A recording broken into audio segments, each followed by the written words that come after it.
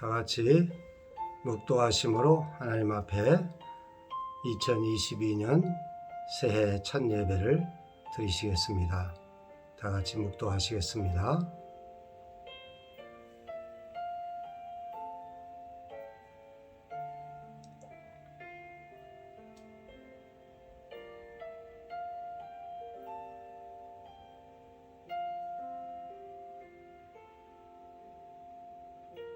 (2022년) 새해가 되었습니다. 첫 주일 예배를 하나님 앞에 드릴 수 있는 은혜 허락하신 것 감사합니다. 하나님 영광 받으시고 이 예배에 큰 은혜로 함께하여 주옵소서. 예수 그리스도의 이름 받들어 기도드리옵나이다. 아멘. 2021년 한 해를 돌아보며 2022년 새해를 저희가 맞이했습니다. 저는 지난 연말에 한 해를 보내며 한 해 동안 주님이 함께 해주신 1년을 돌아보는 시간을 가졌습니다. 아마 여러분들도 각자 여러 모양으로 한 해를 보내며 또 새해를 맞는 시간들을 가졌을 것입니다. 제가 2021년 한 해를 돌아볼 때에 2021년에 주님 앞에 드렸던 모든 기도 제목을 하나님께서 신실하게 응답하셨던 것들을 보게 되었고, 저의 기도보다 더 넘치게 해 주신 것들을 살펴보게 되었습니다. 그리고 이제 새해에는 어떤 말씀으로 인도하시며 어떤 은혜를 하나님이 주실 것인가에 대한 더욱더 큰 기대를 하면서 이 2022년을 기대하는 마음으로 바라보게 되었습니다. 2022년 새해를 맞이하여 첫 번째 주일 예배를 드릴 수 있음이 무엇보다도 감사하고 하나님께 영광을 돌립니다. 오늘 민수기 17장 말씀을 살펴보려고 합니다. 먼저 민수기 17장 1절부터 읽어보겠습니다. 여호와께서 모세에게 말씀하여 이르시되 너는 이스라엘 자손에게 말하여 그들 중에서 각 조상의 가문을 따라 지팡이 하나씩을 취하되 곧 그들의 조상의 가문대로 그 모든 지휘관에게서 지팡이 12를 취하고 그 사람들의 이름을 각각 그 지팡이에 쓰되 레위의 지팡이에는 아론의 이름을 쓰라. 이는 그들의 조상이 가문의 각 수령이 지파로 하나씩 있어야 할 것임이니라. 그 지팡이를 회막 안에서 내가 너희와 만나는 곳인 증거궤 앞에 두라. 내가 택한 자의 지팡이에는 싹이 나리니 이것으로 이스라엘 자손이 너희에게 대하여 원망하는 말을 내 앞에서 그치게 하리라. 모세가 이스라엘 자손에게 말하며 그들의 지휘관들이 각 지파대로 지팡이 하나씩을 그에게 주었으니 그 지팡이가 모두 12이라. 그 중에 아론의 지팡이가 있었더라. 모세가 그 지팡이들을 증거의 장막 안 여호와 앞에 두었더라. 이튿날 모세가 증거의 장막에 들어가 본즉 네 집을 위하여 된 아론의 지팡이에 움이 돋고 순이 나고 꽃이 피어서 살구 열매가 열렸더라. 아멘. 이 17장의 말씀은 16장의 사건과 밀접히 연관되어서 진행되어지는 그런 성경입니다. 16장에서 우리가 뭘 봤습니까? 고라 일당이 반역함으로 말미암아 하나님께서 고라 일당을 땅을 갈라서 삼키는 사건을 봤고, 향로 분향불로 반역에 가담한 그 지도자들을 불사르는 장면을 봤습니다.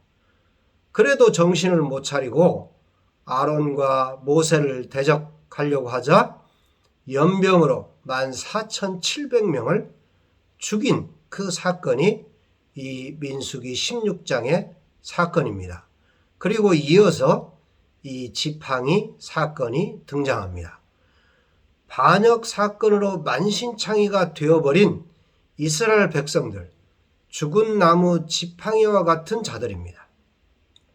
이러한 자들을 하나님은 새해에 어떻게 사용하시길 원하시는지 오늘 말씀을 통해서 살펴보려고 합니다. 말씀을 통해서 새해에 하나님의 인도하심과 역사하심이 우리 모두에게 있기를 축복합니다. 첫 번째로 1절로 7절 사이에 보면 지팡이 하나씩 준비하여 증거궤 앞에 두라, 그 말씀이 나오고 있습니다. 각 가문을 따라 지팡이 하나씩을 가져다가 각 가문의 지휘관들의 이름을 지팡이에 쓰고 네 가문의 지팡이에는 아론의 이름을 쓰고 회막안 증거궤 앞에 두라, 그렇게 말씀하셨습니다. 여기 이 말씀을 이제 좀 구분해서 살펴보겠습니다. 2절에 보면 너는 이스라엘 자손에게 말하여 그들 중에서 각 조상의 가문을 따라 지팡이 하나씩을 취하되, 그렇게 이야기하고 있습니다. 계속해서 가문이라고 하는 말이 나오는데요. 이 가문이라고 하는 원어적 그 뜻은 나뭇가지에서 한 그루 나무에 보면 여러 개의 가지가 돋아나는 그런 것들을 볼 수가 있죠. 그런 것처럼 이 가문이라고 하는 것은 동일 조상에서 갈라진 여러 집안이다, 그런 뜻을 원어적으로 가지고 있습니다. 그리고 이 지팡이라는 말도 가문과 동일 어근에서 유래되어지는 그런 말입니다. 지팡이는 어떤 것을 우리가 보통 이 지팡이의 사용도는 어떤 것입니까? 여행자나 목자의 호신용 또는 도보용으로 사용했던 그 막대기로 사용되었었죠. 또 보면 통치자의 절대 권력을 상징하는 홀이나 지도자의 권위를 상징하는 지휘봉으로 사용되었던 것들을 성경에서는 볼 수가 있습니다. 즉 지도자의 권위를 상징하는 기구로 이 지팡이가 사용되었던 것을 볼 수가 있는데요.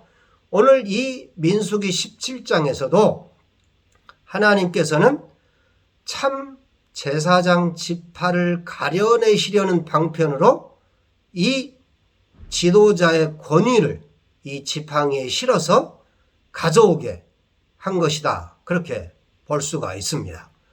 그러면서 이 지팡이를 증거궤 앞에 두라, 그렇게 말씀하고 있습니다. 증거궤는 뭡니까? 우리가 언약궤라고도 하고 법궤라고도 하는 것이 이 증거궤입니다. 증거궤는 지성소 안에 보관되어 있죠. 그곳은 어떤 것입니까? 하나님의 임재 처소로서 대제사장만 1년에 한 차례씩 들어가서 백성들의 죄를 고백하고 백성들의 죄를 사하는 그런 장소가 바로 이 지성소입니다.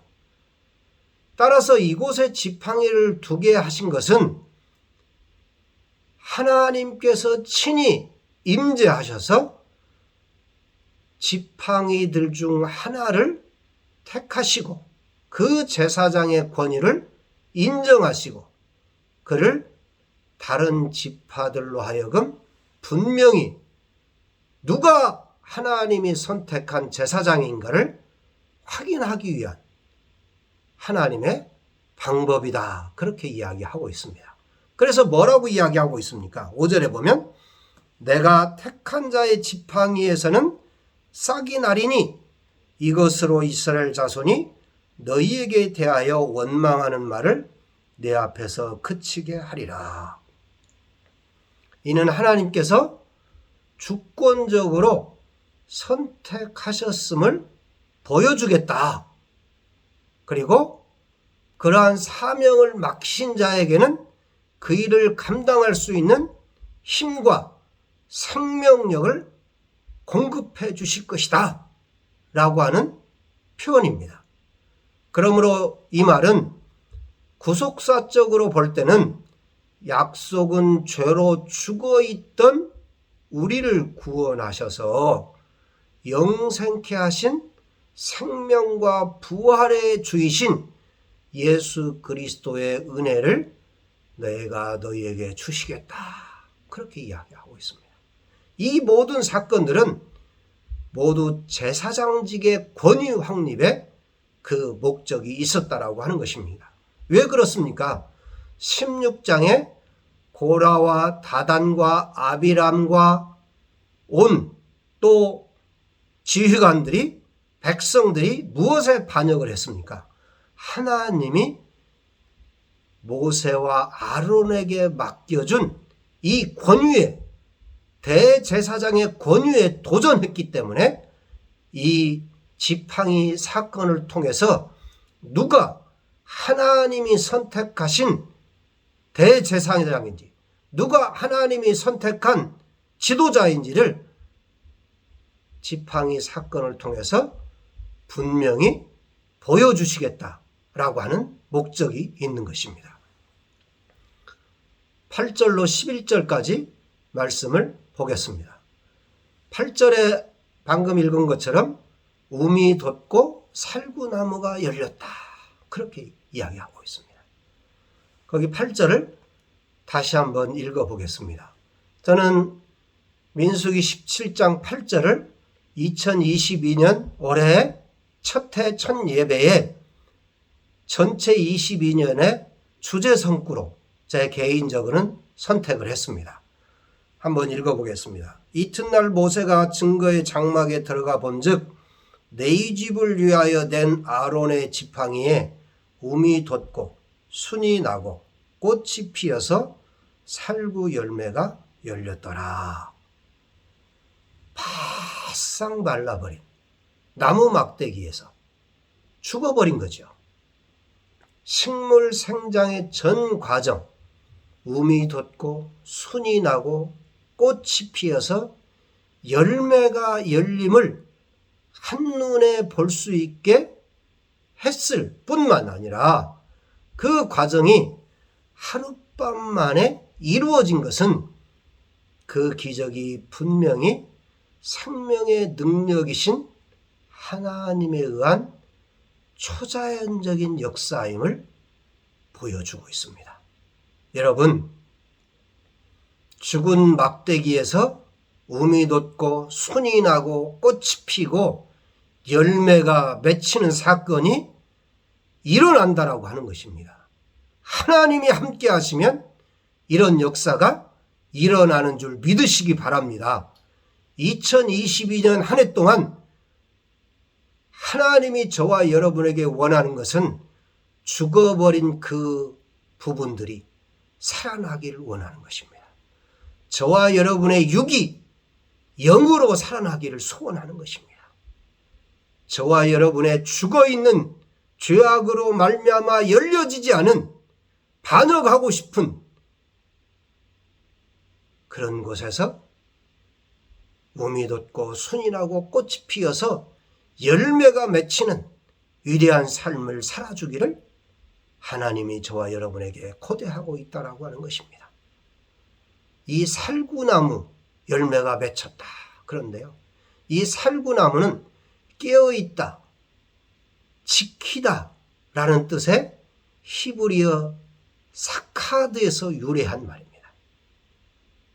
그러므로 아론이 비록 말라버린 살구나무 가지로 지팡이를 만들었지만 하나님께서 그것에 생명력을 불어넣으심으로써 당신은 항상 깨어있어 모든 역사를 주관하고 계시는 분임과 아울러 아론의 대제사장직을 하나님께서 친히 임명하셨다는 사실을 똑똑히 증명하고 있는 것입니다.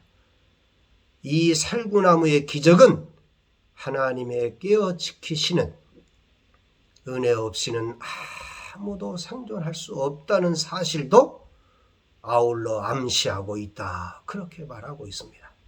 누구든지 하나님의 뜻에 붙들려 사는 자는 죽은 나무 막대기 같지만 살구나무처럼 깨어 우리를 졸지도 주무시지도 않고 지키시는 하나님이 생존케 할 수 있다라고 하는 사실을 우리에게 보여주고 있는 것입니다. 저와 여러분은 죽은 것 같은 영혼들입니다. 아니, 죽은 영혼입니다. 죄악으로 죽을 수밖에 없는 영혼입니다. 어떠한 방법도 우리에게 살아날 길이 없었습니다. 그래서 하나님이 우리를 살피시고 돌보시고 예수 그리스도를 이 땅에 보내셔서 저와 여러분을 살려주시지 않았습니까?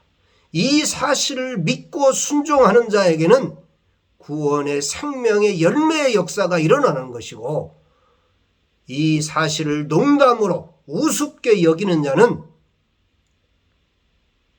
죽음의 지옥 형벌이 있을 따름입니다. 그들이 보고 자기 지팡이를 취하였더라, 그렇게 말합니다. 그들은 분명 마른 지팡이 12개가 지성소 안에 들어가는 것을 보았을 것이고, 또한 하룻밤 사이에 그 지팡이 중 아론의 지팡이에서만 싹이 난 사실을 똑똑히 보았습니다. 그러므로 그들은 전날 일어난 고라 심판 사건과 연병 사건과 더불어 이제 제사장직에 대한 하나님의 뜻이 어디에 있는가를 분명히 확인할 수 있었을 것입니다. 그러면서 아론의 지팡이는 간직하여 증거궤에 두라, 그렇게 말씀하고 있습니다.